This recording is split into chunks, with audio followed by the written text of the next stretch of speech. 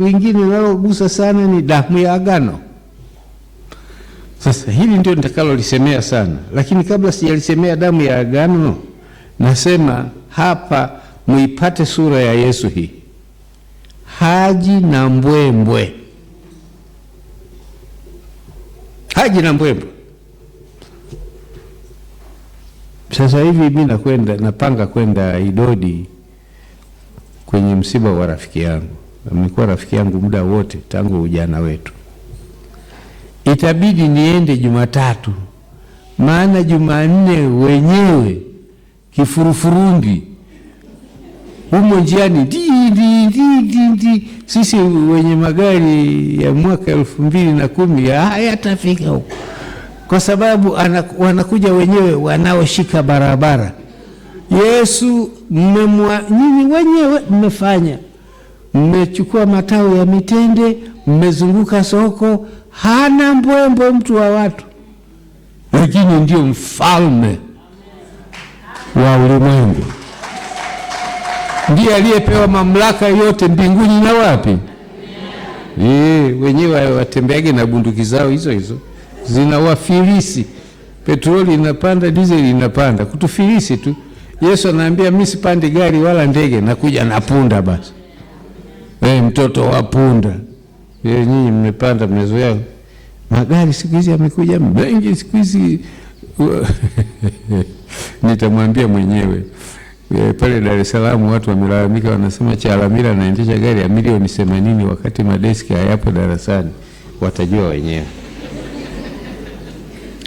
Tumejifunza sana kwamba damu ya wanyama ni pamoja na ya sisi haina ukombozi. Hata wanaotoa kafara, sasa leo sijui nitakuwa mzushi ibada hii, hata wanaotoa kafara. Aliniambia mtu mmoja aliyeongoka kutoka Nigeria, ameongokea Ukristo, alikuwa bingwa wa kutoa kafara. Anasema hizi kafara, askofu, tulikutana kwenye masomo Afrika Kusini, hizi kafara zina expire. Ukitoa kafara miaka 3 unatakiwa kutoa tena. Kwa hiyo utakuja ukitoa mpaka utamaliza. Na kuna kitabu kimoja nilikuwa nasoma, rafiki yangu akaninyang'anya. Hawa wenye hela nyingi wengi wametoa kafara, hazikuwasaidia, zinawapeleka motoni. Sasa nyinyi jamani, tukwepe kwenda wapi? Motoni. Damu inayotupeleka kwa Mungu ni damu ya Yesu, damu ya agano, ni damu yenye thamani kuliko vitu vyote.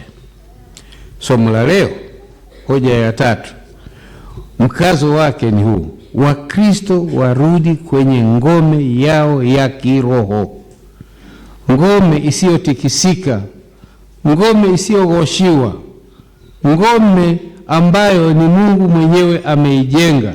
Wajitambue kwamba wao ni wafungwa kwenye ile ngome, wenye matumaini ya uhakika ya milele, sio matumaini nusu nusu. Waishi katika kuziamini ahadi za Mungu zinazofanywa upya kila siku. Ndio maana tunasali kila Jumapili kuja kupokea ahadi za Mungu mpya kila siku, na zinatufanya wenyewe kuwa wapya. Kama kuna eneo mimi huwa nalipenda, sijui wengine, ni saa ile ya ungamo. Yaani tukiingia ibadani alafu kusiwe na ungamo, mimi naona ibada haijafanya nini? Haijakamilika.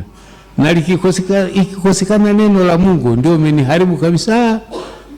Na tukiingia kwenye kusikiliza neno la Mungu, huwa nasikiliza kwenye TV, alafu aanze kuniambia toa sadaka, toa ubarikiwe, toa.